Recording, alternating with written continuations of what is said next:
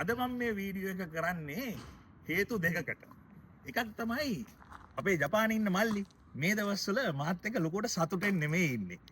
ඒකට හේතු දෙකක් තියෙනවා. පළවෙනි හේතුව තමයි එයා මට පගාවක් දෙන්න ගියා කියලා මං ඕගොල්ලන්ට කිව්වා කියලා මිනිහට පට්ට මල පැනලා ඉන්නේ. මොකද ජපානයේ පගාව දෙන එකයි ගන්න එකයි ලොකු වැරද්දක් වගේම පුද්ගලයෙක් හැටියට ජපන් කට්ටිය ඉතාම ලැජ්ජ වෙන දෙයක් තමයි පගාවක් ගන්න එකයි දෙන එකයි. මොකද ජපානයේ දෙයක් තියෙනවා ඒගොල්ලෝ විශ්වාස කරනවා ඉතාම පහත් මිනිස්සු තමයි ජපානයේ පගාව දෙන්නේ පගාව ගන්නේ කියලා. ලංකාවේ එහෙම නෙමෙයි කියලා අපි දන්නවා. පගාව ටිකක් ගන්න ඕනේ නැත්තම් මං වගේ ඡන්දේ පරාදයි.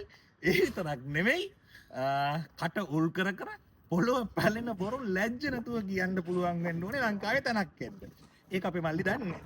ඉතින් ඒක හින්දා එයා අරක පගාවක් හැටියට දුන්නයි කියපු හින්දා එයාට කේන්ති ගිහිල්ලා එයා මට කිව්වා මම දීපු එක ද වැරද්ද ඔයා පුළුවන් නම් ලැජ්ජ නැත්තම් කියන්න ඔයාගේ ඔය Facebook එකේ TikTok එකේ යාළුවන්ට ඔයා ජපානයේ පදින වාහනේ මොකද්ද කියලා.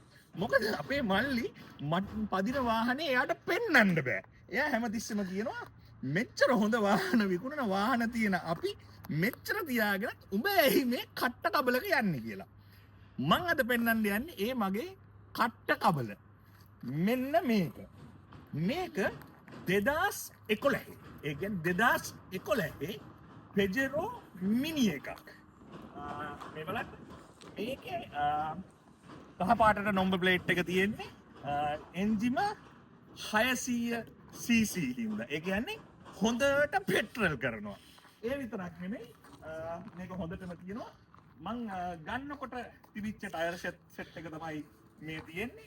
බලන්න දැන් මේක මම ගත්තේ ගිය අවුරුද්දේ අප්‍රේල් වල මම මෙහෙට ආවම. පොඩක් ඇතුළ පෙන්නන්න. මහා ලොකු දෙයක් නෑ. සෙටප් එකක් එහෙම තිබ්බේ නෑ. ඒ විතරක් නෙමෙයි ටිකක් මෙසි මම පාවිච්චි කරන වාහනේ හින්දා වටේම මේ බලන්න. හොඳටම ඒ විතරක් නෙමෙයි සුපිරියටම වාහනේ තියෙනවා. දැන් මේක තමයි මම ජපානයේ දුවන වාහනේ. මම ඒක ගැන ලැජ්ජ වෙන්නේ මම මේ වාහනේට හරි ආසයි. මේක පාක් කරන්න ලේසි.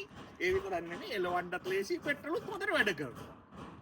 ඒ වගේම මේකේ තියෙන වැදගත්ම දේ මම ආසම දේ තමයි මම මේක ජපානයේ ගත්තේ ජපානයේ සල්ලි වලින් යෙන් 50000කට. ඒ කියන්නේ ලංකාවේ රුපියල් වලින් රුපියල් ලක්ෂයකට අඩුවෙන්. ඒ කියන්නේ 95000කට වගේ තමයි මම මේ වාහනේ ගත්තේ. ඉතින් මේ වාහනේ තියෙන අනිත් වැදගත්කම තමයි මම මේ වාහනේ ගන්නකොට මේකේ රෙජිස්ට්‍රේෂන් එක අවුරුදු 1.5කට තිබ්බා. ඒ කියන්නේ මේ අවුරුද්දේ නොවැම්බර් වෙනකම් මේකේ රෙජිස්ට්‍රේෂන් එක තියෙනවා මම ගිය අප්‍රේල් වල ගත්ත එක. ඒ රෙජිස්ට්‍රේෂන් ප්ලේට් එක. ඒ කියන්නේ මෙන්න මේ ප්ලේට් දෙක ගලවගෙන ගිහිල්ලා මම මෙහි RMV එකට දුන්නොත් මට රුපියල් 50000ක් 60000ක් විතර ඒකට හම්බ වෙනවා අර පාවිච්චි නොකරපු තරමට. ඉතින් ඒ කියන්නේ මට ඇත්තටම වාහනේ වෙලා තියෙන්නේ රුපියල් 40000යි. ඉතින් මම මේ වාහනේට මෙච්චර කැමති මේක හැප්පුණොත් හරි මේක කැඩුනොත් හරි මම මොකක්ද දන්නවද කරන්නේ? විසි කරලා අලුත් එකක් ගන්නවා.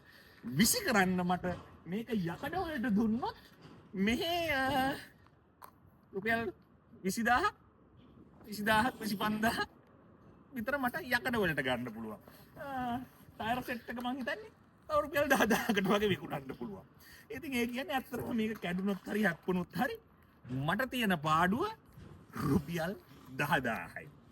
ඉතින් මෙන්න මේ වගේ වාහන ඕන්න ජපානයේ අපිට ඕගොල්ලන්ටත් දෙන්න පුළුවන්. අපේ රටේ ආණ්ඩුව ඕගොල්ලන්ට මේ වාහන ගේන්න දුන්නොත් හැමෝටම රුපියල් 40000කට රුපියල් 95000කට මොනවද ලංකාවේ ගන්න පුළුවන්.